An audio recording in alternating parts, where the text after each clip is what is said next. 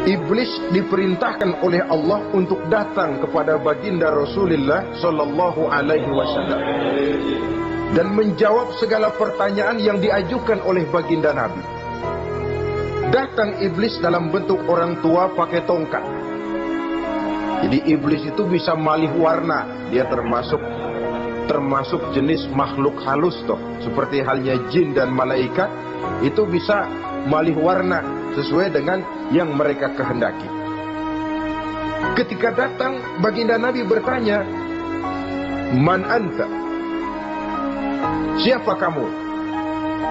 Dia jawab, "Ana iblis." Saya iblis. Jujur. "Limadza ji'ta?"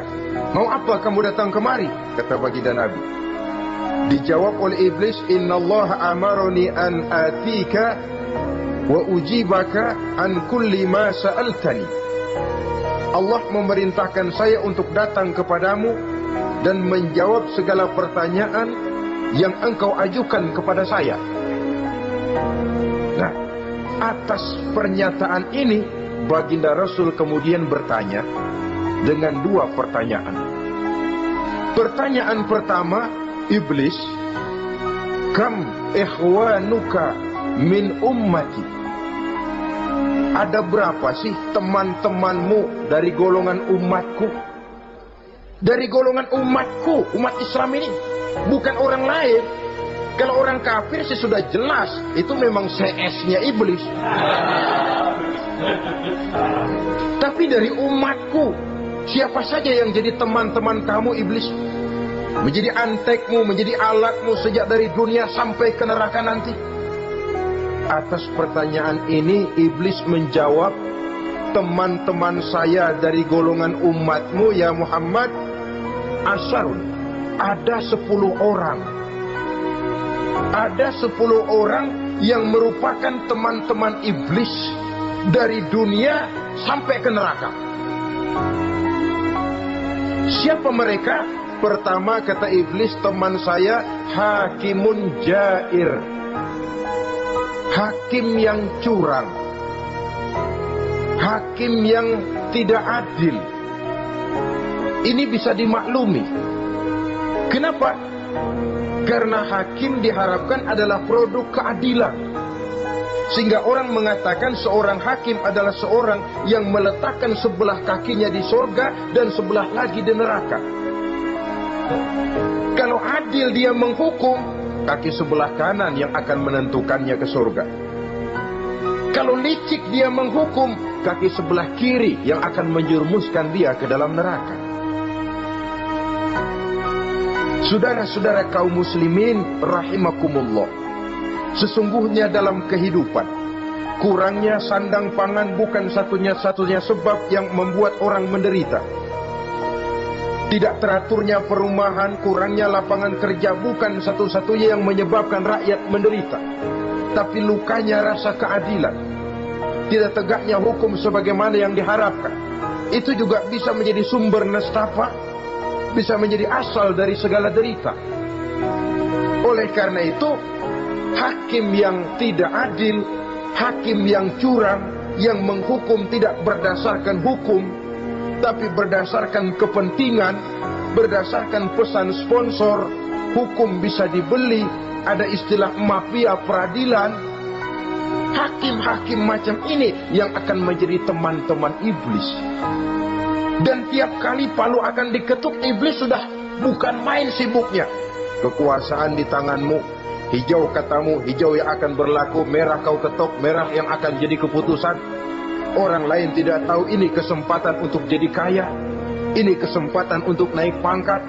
Manipulir hukum tidak ada yang tahu karena orang banyak yang awam dengan hukum. Saudara-saudara kaum muslimin, kalau hukum sudah bisa dibeli, atau kalau hukum cuma untuk orang-orang kecil saja, ada kelompok-kelompok yang kebal hukum, maka akan timbullah kiamat di masyarakat, di mana yang kuat makin kuat, yang lemah selalu menjadi mangsa. Oleh karenanya, hakim yang serong, hakim yang durjana merupakan teman-teman setan, merupakan teman-teman iblis dari dunia sampai ke neraka nanti. Ini yang pertama. Oleh karenanya, pada dasarnya setiap kita adalah hakim. Untuk keluarga, dalam pergaulan, hendaklah adil di dalam memutuskan segala sesuatu. Lebih-lebih hakim yang memang menjadi pengayom masyarakat. Bukankah lambang para hakim digambarkan dalam bentuk neraca yang berimbang? Tidak berat ke kiri, tidak juga berat ke kanan. Dalam arti objektif memberikan keputusan sesuai dengan hukum, sehingga masyarakat terlindungi. Dan hakim yang adil secara praktis adalah musuh daripada setan. Dimanapun setan dan iblis paling gak demen sama hakim yang adil. Itu merupakan musuh besar bagi setan, yang menyalahkan yang salah, membenarkan yang benar. Walaupun yang salah orang besar, yang benar orang kecil. Dan kita memang oleh baginda Nabi diajarkan satu doa, Allahumma arinal haqqa haqqa warzuqna tibaa. Ya Allah, perlihatkan kepada kami bahwa yang benar itu benar. Sebab sering kita lihat yang benar jadi tidak benar. Ini memerlukan kekuatan batin. Yang benar tampakkan kepada kami kebenarannya ya Allah. Sebab sekarang banyak ketidakbenaran yang dikamuflase. Banyak ketidakbenaran yang diberikan lipstick, sehingga kelihatannya menjadi benar. Ini baik doa ini saya pikir dibaca oleh para hakim. Allahumma arinal haqqa haqqa. Ya Allah, perlihatkan kepada saya bahwa yang benar itu benar. Dan tidak cuma sekedar itu, warzuqnit tiba'ah. Berikan kekuatan kepada saya untuk mengikuti kebenaran itu. Sebab kadang-kadang terjadi juga dia tahu yang benar itu benar, tapi tidak punya keberanian moral untuk mengatakan bahwa itu benar. Dia tahu itu barang yang hak, tapi tidak terpanggil mengikuti yang hak. Tidak punya kekuatan moral untuk mengikutinya. Lalu doa ini pun disambung, wa arinal batila batilan warzuqna ijtinaba. Wahai Allah, perlihatkan kepada kami bahwa yang batil adalah batil, bahwa yang salah adalah salah, bahwa yang munkar adalah munkar.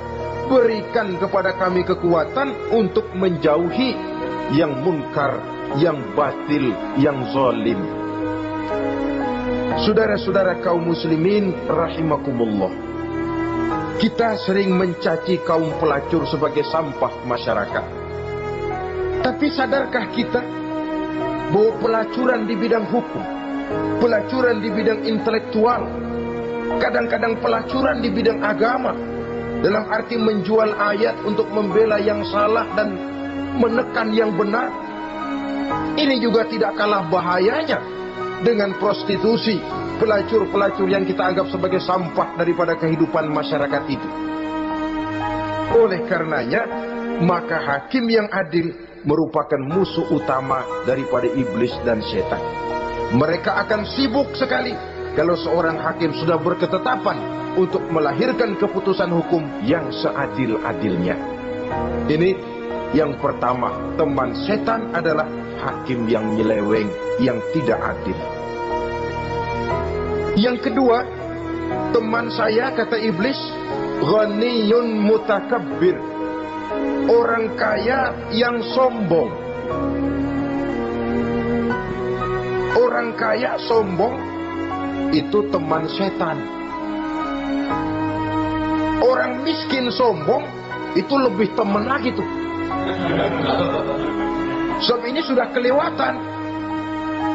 Kalau orang kaya sombong barangkali masih lumayan lah, memang kaya. Tapi kalau sudah miskin sombong, minta ampun. Orang kaya yang sombong adalah musuh iblis. Sebab pada hakikatnya tidak ada yang kaya dalam kehidupan ini kalau sudah bercermin kepada apa sih yang kita punya. Nabi Sulaiman karena merasa menguasai antara masyrik dan maghrib, satu hari pernah mohon izin kepada Allah. Ya Allah, saya mohon izin kepadamu untuk memberikan makan kepada seluruh makhluk-makhlukmu sekedar satu hari saja. Baik. Satu hari Nabi Sulaiman mau menjamin menanggung makannya semua makhluk. karena merasa kaya. Baik, kata Allah. Lalu sibuklah Nabi Sulaiman mengadakan persiapan. Seluruh bala tentaranya, jin, binatang dikumpulkan, mengumpulkan makanan yang sebanyak-banyaknya, diatur di satu lapangan yang sangat luas. Sebab ini yang mau makan tentu tidak sedikit. Sudah selesai persiapan, kata Allah, sudah selesai Sulaiman? Sudah ya Allah. Nah, aku mulai dari makhlukku yang paling di bawah, ikan. Ikan Nun dipanggil oleh Allah. Rezekimu hari ini mau ditanggung Sulaiman. Naik, makan. Naik ikan ini. Sekali makan seluruh persiapan habis. Goleng kepala Nabi Sulaiman, beliau sadar lalu sujud, maha kaya engkau ya Allah. Boro-boro nanggung makanan semua makhluk hidup sehari, ikan satu nggak keurusan. Ini baru sekali makan, bagaimana nambahnya? Jadi apa sih yang kita anggap kaya ini? Maka orang kaya yang sombong pada hakikatnya kacang yang lupa akan kulitnya. Tidak ada yang kita bawa pada saat kita terlahir ke alam ini, sebagaimana juga tidak ada yang kita bawa pada saat kita meninggalkan alam ini. Harta kita akan pindah nama. Sebab itu yang perlu kita jaga pada hakikatnya tidak lain nilai-nilai iman. Sebab ini yang akan kita bawa. Cuma ironinya, karena iman itu abstrak, bukan benda, orang yang kehilangan iman tidak pernah ribut. Sebaliknya karena harta itu materi, benda konkret, orang yang kehilangan harta cepat merasa, cepat ribut. Motor hilang, ribut. Kenapa? Motor itu benda, kelihatan. Duit hilang, ribut. Televisi hilang, ribut. Kenapa? Benda. Tapi kalau iman yang hilang, wah kelihatannya tenang-tenang saja, Pak.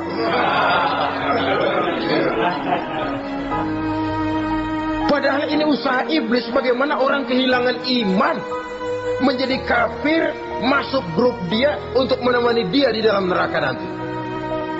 Dia gelincirkan iman kita, dan kita sering tanpa terasa telah mengalami pergeseran nilai-nilai iman kalau tidak tergusur sama sekali.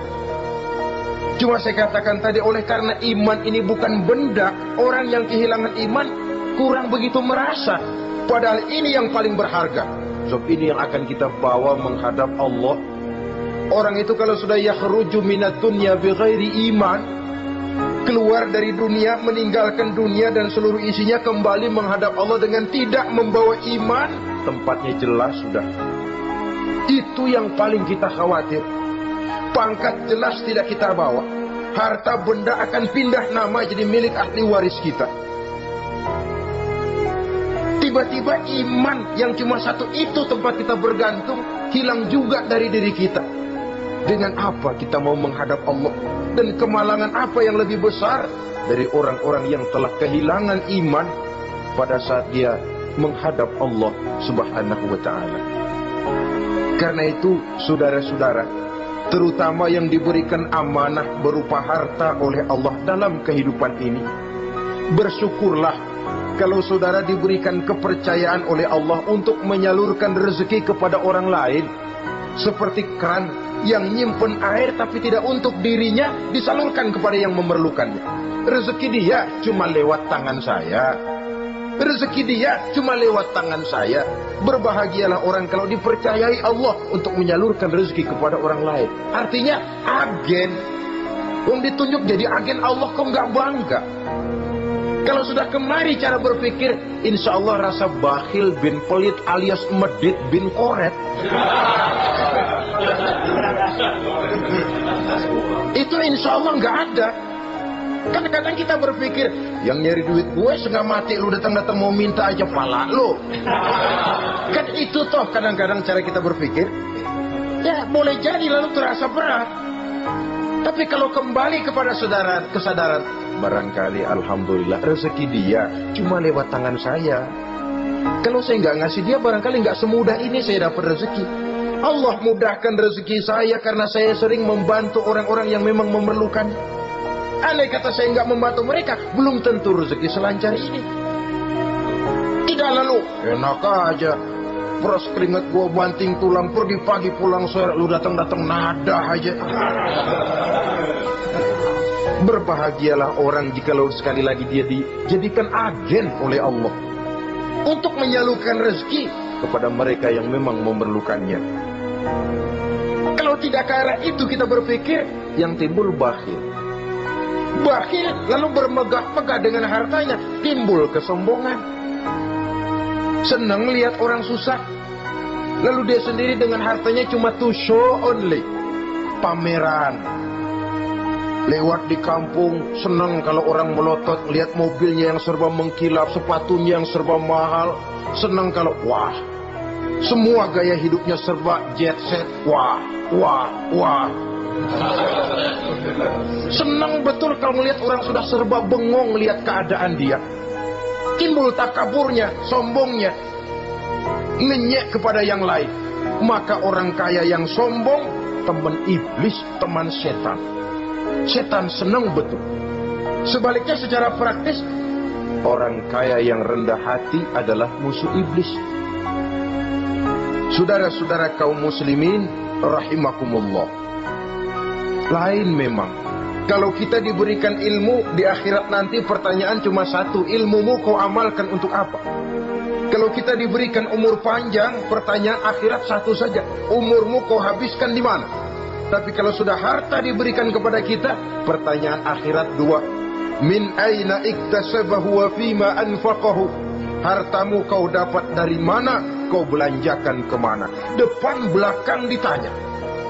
Yang ketiga, teman iblis itu tajirun khain, pedagang yang berkhianat.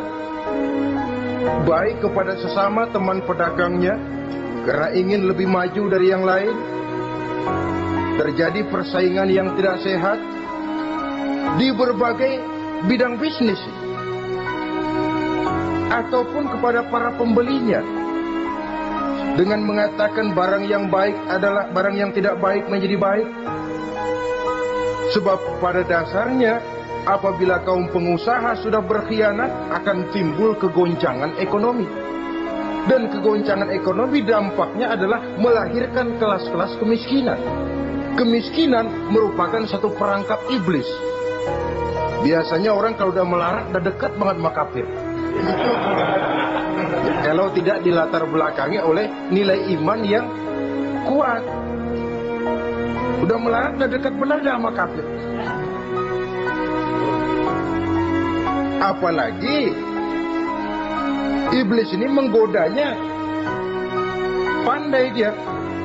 Kepada orang miskin dia datang dengan bujukan materi. Kepada yang cukup hartanya dia datang dengan bisikan lain. Pendeknya, iblis dan setan itu ibarat tukang joget, dia ngerti betul irama kendang.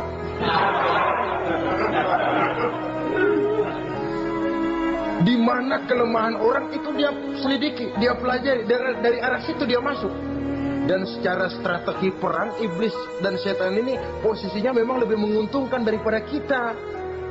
Kenapa? Dia melihat kita, kita mah nggak lihat dia. Dia bisa pelajari kebiasaan dan kecenderungan kita. Kita nggak tahu kadang-kadang kelemahan kita. Dari arah itu dia masuk. Posisi dan strateginya lebih menguntungkan daripada kita. Inilah saja yang dapat kita sampaikan pada pertemuan kali ini. Mudah-mudahan ada manfaatnya. Terima kasih dan mohon maaf. Usikum wa nafsi bitaqwallah. Wassalamualaikum warahmatullahi wabarakatuh.